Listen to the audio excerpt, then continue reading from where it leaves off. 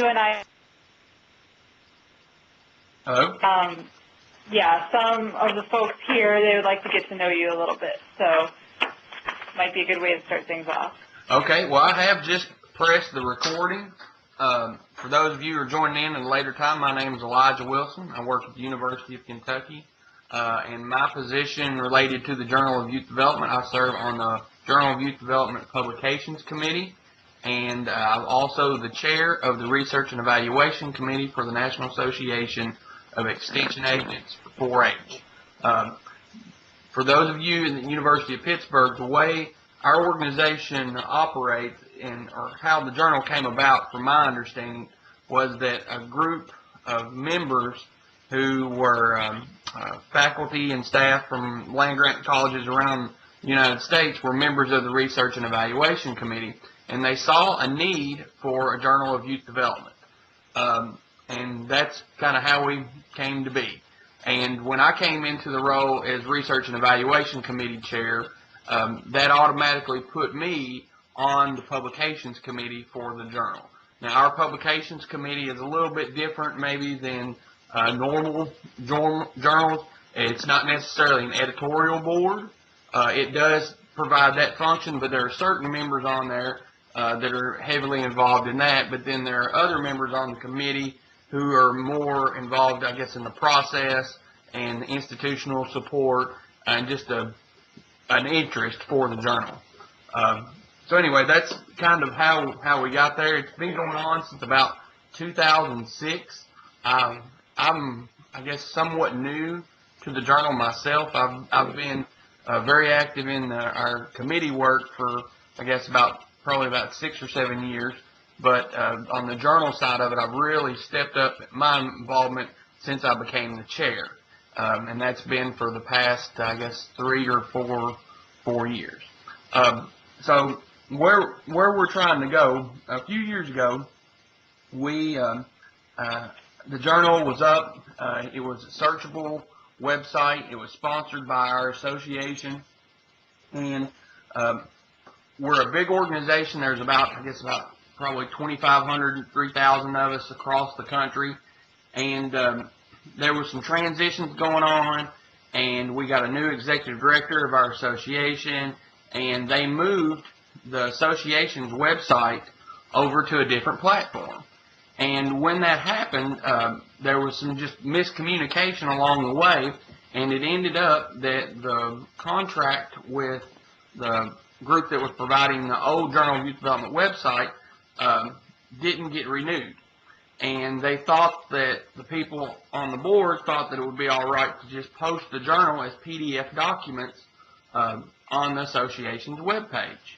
But people on the Publications Committee were not very happy with that because, one, it was not user-friendly, it was not searchable like it had been in the past, and it just was really disheartening to many of us. So anyway, at that time, we had a meeting, and we discussed, what is going to make this thing, one, do we need a journal? And two, if we do, what does it look like? How are we going to get funding? How are we going to take it to the next level? And so at that time, we started exploring some different options. We have a lot of very influential people in the youth development field on the board, and we started exploring Wiley Publications. And we developed a big business plan, and our thoughts were, at that time, we were focusing on sustainability. So we went to Wiley, said, hey, here's what our plans are. Here's our business plan. Give us some feedback. And so they gave us some feedback, and they were open to working with us, and we were very excited about that, except the model that they have is a for-profit model, essentially. In that we would work with Wiley, they would publish the journal, and then they would go out and sell subscriptions and things to different libraries across the country. Our problem with that is that they requested that we raise about $75,000 for the first 3 or 4 years of it to get it off the ground. We didn't have $75,000, so that did not work. So anyway, we went back to the drawing board, and the way that I came across the University of Pittsburgh was just researching, trying to figure out what we could do. I started tinkering around with building websites. I'd built them in college before, and when I did build us a new website, but I quickly realized that having something that was searchable, that was indexed the correct way, having Google Scholar track it, that was a little bit above my expertise. I can make a pretty website, but I'm not an expert at that. And I got to thinking, I was like, there's got to be a better way. There's got to be somebody else out here that's doing the same thing. And so I ran across the open access movement information, and I ended up watching multiple videos on YouTube at 3 o'clock in the morning about open access journals. I don't know, it was a crazy adventure, and I learned a lot, and that's how I found you guys. And so really what we're trying to do with the journal is to make it sustainable. We've got a lot of institutional support. We have from all the land-grant colleges around the country. We have a lot of support within our association, except we need to take it to the next level. And so that's how we came to you, and we are looking for a way to publish our content online that's going to make our research more visible to not only the United States, but to the world, because that really is what we were striving for in the very beginning with the Journal of Youth Development, and that's what we're striving for now. Thank you very much for that. That was very helpful to, and gives more context to what you put into the journal proposal form. So thank you very much for that. And it sounds really exciting to me, and very much in line with the goals of the University of Pittsburgh and our program here. So I think we're off to a good start. So I can tell you a little bit more about our program if that would be helpful for you. Do you think that's a good next step? Yes, I think that would be great. So if you could just give us an overview and kind of how you guys got into the publishing business, that would be great. Yeah, absolutely. So the University of Pittsburgh started kind of getting involved with the publishing by publications that were edited at our own home institution that started with a couple of long-running print journals that just didn't have the technology and know-how to flip to an electronic model, but realized that in order to sustain their publication, that was the direction in which they needed to move. And so they started looking to the library for help, because that's what libraries are for. And we're the IT department within the library, so that kind of worked perfectly, as library helping and IT with the electronic publishing. So that's how they got started, where they took these existing journals with editors at Pitt and helped them move to electronic. And the platform that we use for our electronic publishing is called Open Journal Systems. So it's an open source platform produced by the Public Knowledge Project, which began at Simon Fraser University in Canada, funded by a Canadian grant to start that particular project and develop the software. And we have a very, very close relationship with the developers of the software. We were actually their first major development partner. We sit on some of their boards. I chair their membership committee, and our boss, Tim Delianides, chairs the advisory committee. So we have a very, very close relationship, and so we have, our hands are in the software a lot. And so we use that platform, and that is you were talking about putting up PDFs on a website as an end result and not being searchable. The platform we use is completely comprehensive for the entire editorial process. So authors go there to submit their articles when they're first beginning the process. That's where they sign the copyright agreement, so you don't have the exchange of paper files. The editors are signing reviewers to the system. The reviewers come into the system to conduct the reviews and get their documents.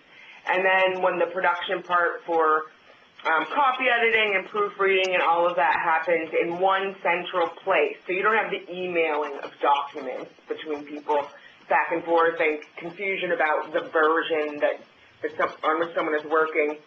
And then they're finally published on there, and then they're completely searchable. We, help with indexing and abstracting. We assign digital object identifiers for every single one of the articles, and really just try to do a start-to-finish comprehensive part of the process with the platform with which we use. So I don't know whether or not you're familiar with Open Journal Systems at all, but it's really, really great software, and you can use as much or as little as you need. But yeah, so we just started, once we started doing that and offering that for these PIT-based journals that we're looking to flip to electronic, we started to really have much more of an interest in the open access part of it in addition to that, and we started expanding our program to non-PIT journals and not just flipping old print journals to electronic, but just starting brand new journals in exciting areas where there is a need for this new kind of research. And so we just started growing and growing and really gained much more interest in the open access movement. We also have subject-based repositories, online archives for preprint literature to offer that open access as well. We have about, I think, 7 of those maybe, along with our institutional repository. And I've just really started doing so much more to promote open access. And you mentioned that Wiley was wanting $75,000 to get started for the first few years. Because we do have a sustainability program, but because we want to really incentivize open access, and we're so passionate about it, our open access publication journal fee per year is $1,000. 1,000. 1,000. Yeah, so Lauren, do you have anything to add? Because I just kind of ran through my spiel. We have shifted to looking at journals that are published or that are run by organizations outside of the University of Pittsburgh, and like yours, because we really want to foster the open access movement. We want to help in any way we can. And we figure that this way we can build partnerships with people all around the world. We have journal editors from Kazakhstan, from China, from France, from all over the place. And some of these folks we never meet, but we love to work with them.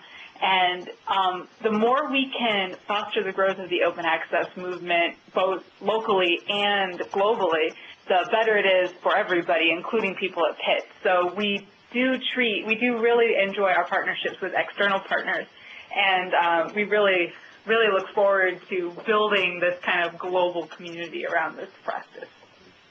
All right. Well, thank you so much. It looks like we've got a few other people on the call. So if you're on the call, could you tell us your name and where you're from? Dale Blythe from University of Minnesota. All right. Looks like we've got a couple more people on, but... Good morning. This is Patricia Dawson from Oregon State University, currently the editor of the journal. Okay. Patricia, Dale, do you have any questions so far? I don't at this time. I'm just listening today. Okay. Go ahead, Dale. The comprehensive from submission to publication kind of system you talked about is, I assume, fairly parallel to what the publishing houses are starting to use more and more. Yes, and there are several associations. So if I'm familiar with, go ahead. I've worked with Bench Press and Manuscript Central and Scholar One, which you may be familiar with, that are used by a lot of the major ones, and the system we use is very, very similar to those. Okay, so that was my question, because I've used that now in a couple of different reviews of late, and it's a very, those kind of systems are actually make it a very pleasant experience for a reviewer. Yes, and there's even a free online demo of Open Journal Systems if you just want to play with it and see what it's like from all aspects. It's at their main website for the Public Knowledge Project, which is pkp.sfu.ca/OJS. I know that's a lot of letters, but PKP for the Public Knowledge Project at Simon Fraser University. And they have a demo on there where you can go in and be an editor, and you can be an author, and you can see what the system looks like from all angles. Yeah, and so this is an open source software that's available, but we have an additional layer here at Pitt that we contribute when we provide the software to you. So we're not just taking a free software and passing it along. Of course, we provide the server and the hosting and all that support. We provide training. We provide the website, graphic design, according to your specifications, along with an article template design so that it looks like a professional publication. Your existing publication would probably already have some sort of design, but we'd work with you to, spruce that up for something of that nature. And then, again, I had mentioned previously digital object identifiers we provide, and then we work with abstracting and indexing service. We also provide Google Analytics, so statistics for website usage, as well as altmetrics through an organization called Plum Analytics, so that you can see for each article, and we display on their page how many Facebook likes it received, and tweets, and downloads, and Mendeley saves, and things of that nature. We have a website. We can send it to you because it explains a lot more of our services in greater detail and outlines everything in a pretty clear manner. But we have an additional layer of service over top of just providing you with this manuscript tracking submission system. Thank you. That's very helpful. The other question I have is, do you have experience working with associations that are that have either been on a revenue basis, or the members are paying for the journal, and now it's open source, so it's free? I mean, for some people, that's a fairly big shift from a member benefit to open source. Now, for us, it's not so much because we've not been charging for the manuscript, and it's been available on the web to anybody, just not very conveniently. But if one goes this route, one is foregoing any kind of a charge fee for service, fee for journal kind of approach. Is that correct? Yes, we've had experience with other societies just in that exact situation you're describing that had previously charged subscriptions for their publication and then moved to an open access arrangement. One of the major things that has really aided those specific societies is dropping the print, because that's what costs the most money. I see you do still have print. Are you expecting to maintain print publication of the journal? We don't currently print. Oh, okay. I thought I saw in the journal proposal form that you had print. Okay. I think we printed one special issue in multiple copies, but Patricia, you're online. You could be more accurate about that. Yes, you're correct, Dale. We only have had one special issue that was printed hard copy, and at that stage it was only, I think, about 1,000 copies that went out to administrators and such. Mm-hmm. Well, we have print on demand. A couple of our journals do use print on demand for occasions like this, when somebody wants a print copy or they want to print a few special copies for people. So we do have arrangements like that if you wanted to do something like that in the future. We don't currently have any journals charging author fees, but we don't have a policy against that if you wanted to charge author publication fees for in order to financially support the journal. We do have journals that have a donation button on their website and accept donations. We have other ones that support it through membership and having their members sign up and requiring membership before they can submit an article. So we have several different journals using several different models trying to transition from the old subscription-based model. So we could talk more about what would be best for your group and figure that out together, but we don't have a specific policy for this is the one and only way to do it. Mm-hmm. The other question is, and I'm sorry if I'm ignorant about this, the distribution of the journal in the sense of electronic distribution of our notification, whatever you want to call it. Do you have services that way so that people are quote subscribers to it online, that they get notified when a new edition is up, or how does the distribution of the journal electronically occur? Yeah, that's a good point, and that is a feature of the platforms that we use, where users. So you don't need to be a user in order to view the content necessarily, unless you want them to be. You don't need to be registered necessarily to view the content, unless, of course, you want them to be. But you can be a user and sign up and have an account within the software that will allow you to be notified when a new issue is published. And then as an editor, you can go in for any time if you want to send out a call for papers, if you want to send a message to any published author or all users. There's a functionality of the software where you can go in and do that and edit the email and put in whatever you want, and then the system will automatically, when you hit the save button, send it to all of the individual users who've indicated you want to receive that notification. And that's terrific. And if we had two sponsoring organizations who are putting in the finances to pay for the editor and things like that, so not a subscription model, but just resourcing the production of the journal in the sense of editorial staff and support, those two organizations could have, or you could set it up so that their members could have a sub-mailing list or something like that, so you could mail a different list or the same list in different ways or something like that. So I'm thinking about the journal comes out, and NAE4HA could send a note out to all of its members about it, or members that are registered, or whatever the right language would be. And similarly, the other association could do likewise. So the journal's not any different, but the notification process could highlight the sponsor, if you will. I don't think that they would have to be a registered user for the system to be able to send it out specifically to those groups.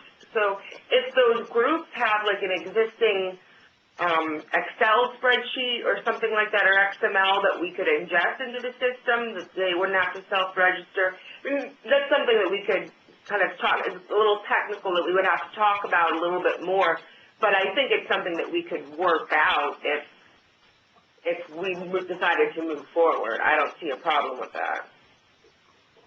Thank you. And also, just mentioning sponsoring associations and things of that nature, we don't have a problem with heavy branding of other sponsoring organizations, other institutions for the website. As a publisher of record, which is what we would need to be the publisher of record, the University Library System, University of Pittsburgh. That allows us to do very many things on your behalf, entering into contractual obligations with ProQuest, EBSCO, Indexing Applicant Services, registering the digital object identifiers with Crossref. However, we have very, very minimal branding just in the footer of each journal page, and all peer-reviewed journals are co-sponsored by the University of Pittsburgh Press as well.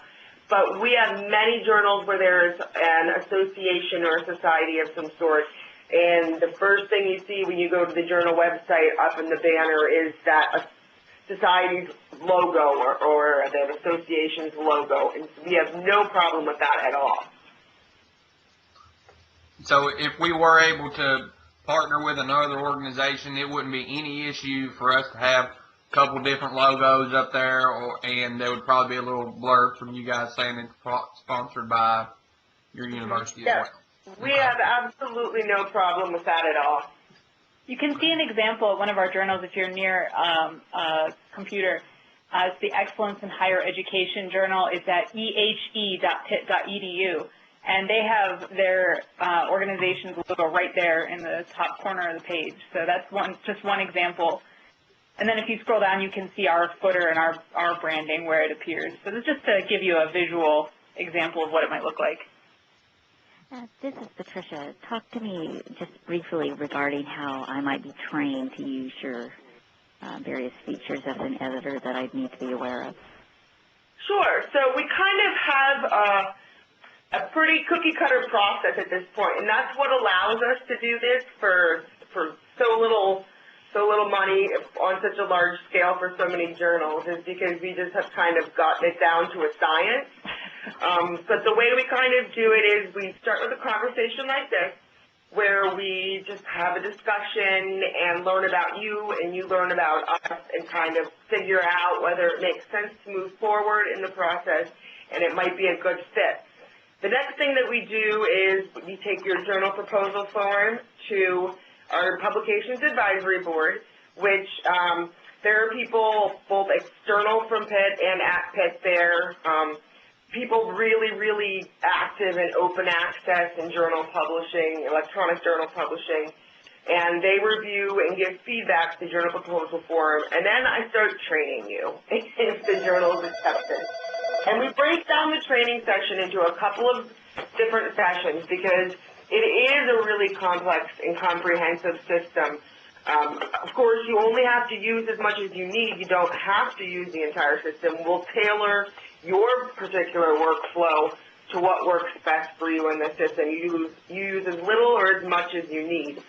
But that first training session, we'll go over setting up the site, and so populating things like the focus and scope and the history and just the general information that is kind of a one-time deal for you for the most part. I mean, you can always go back and edit those things, but that's your one-time setup to get your website ready for opening to the public and a call for papers and things of that nature. So we'll do that first in one training session, and we always are on hand to answer questions and do troubleshooting, but we go through all of that in one big training session. Then we have another separate one where you will meet with a graphic designer and go over how you want the website to look. And we'll provide you with some guidelines in advance because there are some constraints in the system, some things you can't change because it would affect the functionality of the website, and so there are constraints, but we'll guide you with what kind of decisions you need to make for the website design portion of that. Then, once the website design is in place, you're ready to open up the website to the world, put out your call for papers, and that's when we'll start working on the article template, because you don't really need the article template until you're kind of ready to put out your first issue and format your documents for that. And then that's when we'll have another training session where we'll go over use of the editorial workflow, how to log in as an editor and see the new submissions and assign them to maybe a section editor, and then to select reviewers and take it through and then make a decision, and then go through the copy editing and proofreading, and then assemble a final issue when you have all the content that you need and the documents are formatted. So that's a whole other separate. So we kind of try and break it into two, because even those specific training sessions broken into two are a lot to take. And that's, again, why I say we're always on hand to answer questions as you're working your way through it, because we completely understand that, especially for someone who hasn't worked with a similar system in the past before. So those are the major steps that we would take moving forward to publication of your first issue. Once the first issue is published, we sort of expect you to be self-sufficient in doing things. Again, always on hand to answer questions, but we don't provide repeated training sessions of that scale over and over again. But again, we're on hand. So that's kind of the process and how we go about getting you prepared to use the system and publish an issue. And we do have lots of additional training resources on hand. The Public Knowledge Project, which makes the software, has a series of training videos and courses that can be done. So if you, for example, take on a new editor at some point who hasn't used the system before, we have links to those courses that we can send you, and they can go through them on their own. Or if you forget how to do something, some part of the system, we can link you to relevant resources to help you remind yourself or to go through the training from their website again. But when we provide our training to you, we tailor it specifically to you and to the University of Pittsburgh publishing program. So we tell you, you know, these are the parts that we'll do for you. These are the parts that you have to do yourself. The other training course from PKP is very general, so it's not quite as specific. Okay, thank you. And so we have a lot of archives. So if we were to move forward on this process, we could get our archives up there. And if we wasn't quite comfortable with using this new submission system, yet we could do that at a later point once we got more comfortable. Is that correct? Yes, that is correct. I think it would be ideal to put the back issues up before you launch the website. There is, so for back issues, there is kind of a workaround to just skip straight to the end. It's called the Quick Submit plugin. It's one page. So you enter in the title, the abstract, the author information, upload the PDF, and it'll just shoot it right to the end where you can post it to an issue. So as long as you have some resources for someone to just sit there and enter record after record in, then that you wouldn't have to use the whole beginning part of the submission system to load those. I do have a question though about the back issues. What is the copyright status for those? Because we want to make sure we would have permission to be able to do that. We hold the copyright for all of our material that's been published today from the authors. Okay, then that would be no problem at all to move all of the PDFs to the new platform. You know, as long as we have a formal agreement, I don't see that would be a problem. Yeah, that would be completely fine.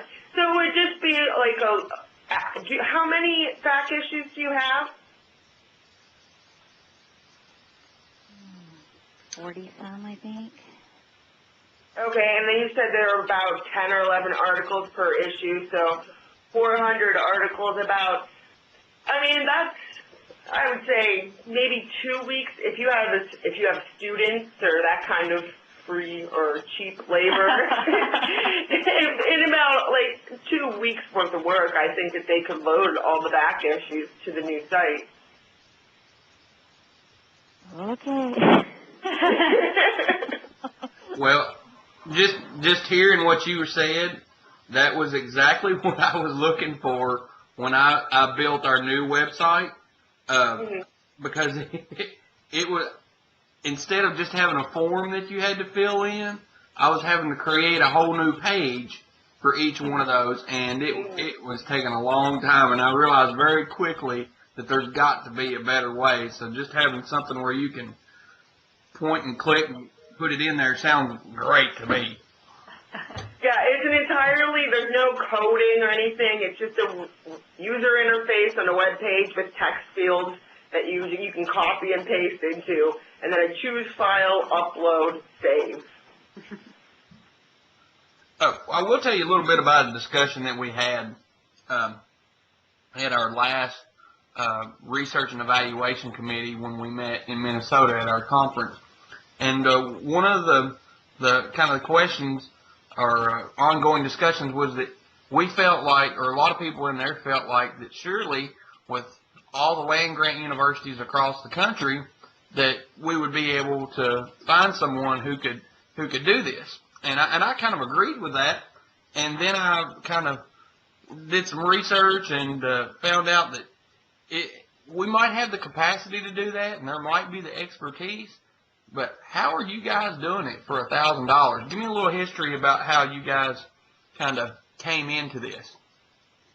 Well, I can tell you right now that we're not making our money back by doing this at all. And we actually only started the cost recovery program a couple of years ago. We were doing it for free at first, and so we only recently started that.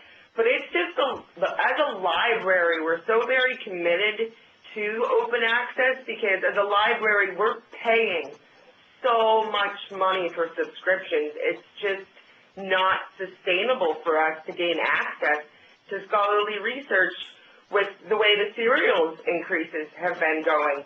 So we do it as a bit of a just philosophic kind of thing where we would like to see more open access and we want to put our money where our mouth is. to gain access to research and to have as many people be able to access research as possible.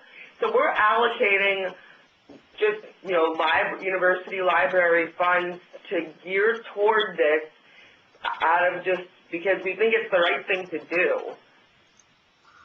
And I read Lauren, do you want to add anything? I mean, there are a number of other library publishers out there, and I think, Elijah, when you and I spoke previously, I directed you to the Library Publishing Coalition and their directory, where you can look up other universities that have programs similar to ours. But the truth is, none of them are really similar to ours, especially like many library publishers, they only do publishing for people at their own institutions. We're one of the few institutions that does publishing for external partners. And many of the other library publishing programs are smaller than ours, and they haven't done it as many times as we have to find all the kinks in the system and all the trouble parts that we can ease. And one of the other things that we really provide that I think is really a strong point of our program is that we are a development partner with Public Knowledge Project, which is the developer of the Open Journal Systems software. So we are in on the ground with all the software updates and developments. We know what's going on over there. We develop specialized plugins like the Altmetrics plugin with Plum Analytics that we mentioned earlier. We were really on the forefront of developing that. We were the first ones to incorporate that into journals, and now other people are doing it. So if you come and you publish with us, we really have the latest stuff, and we are on the cutting edge of this, so by virtue, you will be too. And I think you alluded to this a little bit earlier, and this is one question that a lot of the members have. Tell us about access and how it's tracked by Google Scholar or EBSCOhost or what. So if we went to EBSCOhost, would we be able to find a journal that was published through the USL or ULS? Yes, we have a master agreement with several, including EBSCO, also ProQuest and Primo Central. And every time we bring on a new journal, we sign an addendum with them for a master agreement to have them harvest our content. And then we have another list, and Lauren does a lot of this work, so maybe she can talk about it a little bit better, of kind of standard, cross-disciplinary places where we will try and have your journal be abstract and indexed. And Google Scholar just kind of comes in and gets it because the software is OAI harvester compliant, and so a lot of these places just come in and crawl the site and pull out the material. But if there are discipline-specific places where you would like us to do the work on your behalf, we would ask for your help in identifying those because we aren't necessarily experts in your discipline and know where you go to look for content. So, but if you could provide us with those specific places, we would work with you and work for you to have your content be there as well. So we have like a standard set of things, but then the other part of it that's a little more specific is a partnership. I would like to say, though, we can't make promises in advance about some of the more specialized ones because some of them have a selective process, but we'll do our best. Mm-hmm. And some of them take years and years to make decisions about what journals to include in their indexes, and so I think we've been waiting on one of them for about a year and a half. So it does take time, but we will work with you. For example, we just had an anthropology journal, and their editors sent us a list of 10, I think about 10 places where they wanted their journal to be listed, and I found that, I did the work, I did the research. I found that 5 of them I could apply as a representative of the publisher. The other 5 seemed to be personally curated lists or journal lists, and I was able to get the contact information and suggest to the editor of the journal, this might come better from you as an anthropologist and a member of the journal, and here's the contact information, and here's the information you might want to include. So we do work with you, and we do our best to get your journal as out there as possible because that helps us too, and it helps you, and we want more people to be reading the content that we publish. And it helps that you're an existing publication. It's hardest for the brand new ones with an established publication record much easier. Definitely. I read somewhere online, one question was about sustainability and how long are you guys going to be committed to it? And I read that your library system was one of the largest archivers of something in the world. You know what I'm talking about? Well, we do have the Digital Research Library, which is a separate, we work closely with them on a lot of things, but it is a separate entity, so there's no one from the Digital Research Library here today, but they have a huge image collection, historic Pittsburgh, Darlington Library. So in addition to what we do in publishing new material, they are very, very into digital preservation, and they digitize a lot of print materials and put them online so that they're preserved and archived. So that is another really strong part of our library's mission. You may have read an article about our archives of the European integration. So that was the EU. When they formed, we got the largest archive, basically, of all of their documents of the formation of the EU, which we now host at Pitt, and it's available there. We even have a journal based on it. Yes. Yeah, it's the largest collection of the EU documents outside of the EU. Yes. So that might have been what you read about. That got some press recently. So it's pretty interesting. But we are really committed to doing this kind of work and making it open. And, having this journal publishing program and strong scholarly communications is part of our long-range plan at the library here. And it's part of our strategy. And it's something we're really known for and very invested in. And it's brought a lot of really good partnerships and really interesting opportunities for our university too, so it's been mutually beneficial. So we're really in it for the long run, and we've got staff here who are interested in the journals, lots of staff who publish or who work on journals. So it's really a part of our culture at Pitt, and it's only getting more and more popular here. So we're going to be around for quite a long while. Yeah, the whole thing started by the IT department at the library deciding, as I mentioned earlier, to help out some journals here at Pitt, Turn Electronic, and that was before my time. And I used to work in the publishing world for medical publishers, and they decided, hey, we kind of want to do this, and hired me. And then they hired somebody else, and then they hired Lauren, and they hired somebody else. So they're very much committed to it. Mm-hmm. Okay. The last thing that I had on my list of questions was about a possible timeline. From our perspective, we have an association board meeting coming up the last week of August, first week of last week of March, first week of April. And what would a timeline? How would it work? How would we go forward if we chose to? Whatever. I see that you have an April 1st date on your journal proposal form, and I have to say that might be a little ambitious, because what generally happens is we would turn the journal proposal form into our Publications Advisory Board, and we usually give them about 2 weeks to provide feedback before we sign a service agreement. And I don't know whether we've shared that with you or not yet, but we have a formal service agreement which basically just outlines what your responsibilities are as a journal and what our responsibilities are to you. And so after this meeting, I'll make sure that I share it with your group so that you can read that.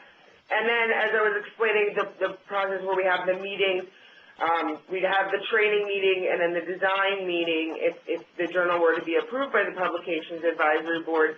And then after the design meeting, usually takes about 2 weeks to present initial design to you.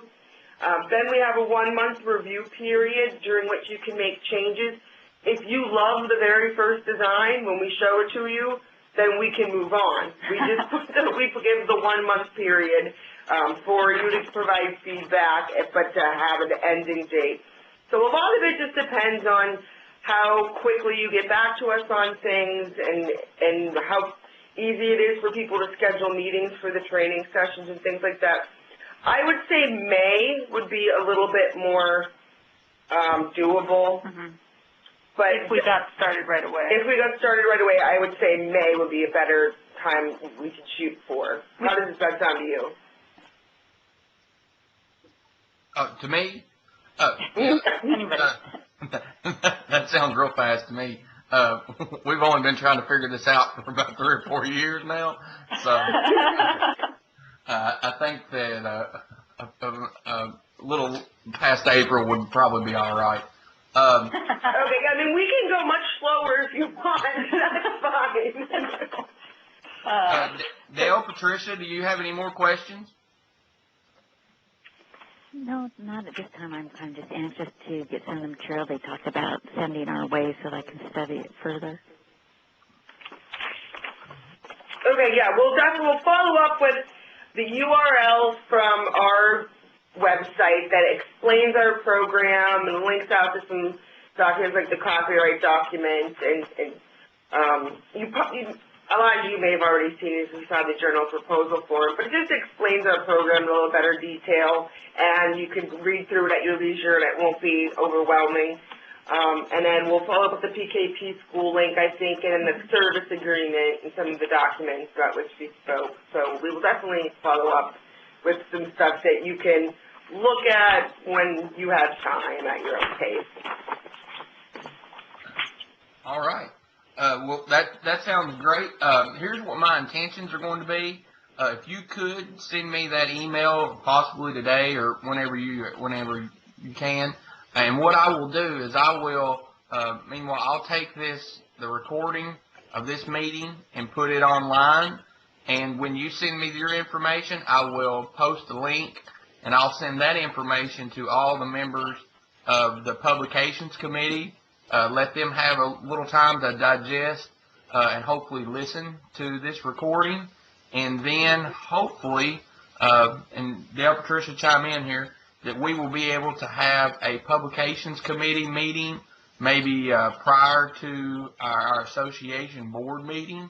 And we'll have a discussion and publications committee, and then hopefully we'll be back with you. And what would need to happen for us to have an agreement with you is that it would have to be approved by our association board. And our president is the only person who is allowed to sign contracts. So what I would hope is that we can come to a decision and maybe move forward and get that taken care of at our next board meeting. But we will need to take this back to our committee and get other feedback, and we'll go from there. Okay, great. Yeah, and I'm sure that the person will want to see that service agreement. So, yeah, I'll definitely send that along. I'm sure that will be important to him. And meanwhile, we will look at the draft. I've looked at it, but I will get Vanessa and our boss, Tim, to look at it closely and offer any comments where we, think maybe additional information could help, or, any ideas that we might have to help the proposal be clear and get through our. Yeah, because we have to be approved by our publications board as well, but we view the journal proposal form as a collaborative process. So if we feel as though they would want more information in a specific area before we would show it to them, we'd come to you and ask you, beef up this section a little bit or be a little more specific here. So we will let you know that. All right. Well, I just want to thank you for agreeing to do this. This is great.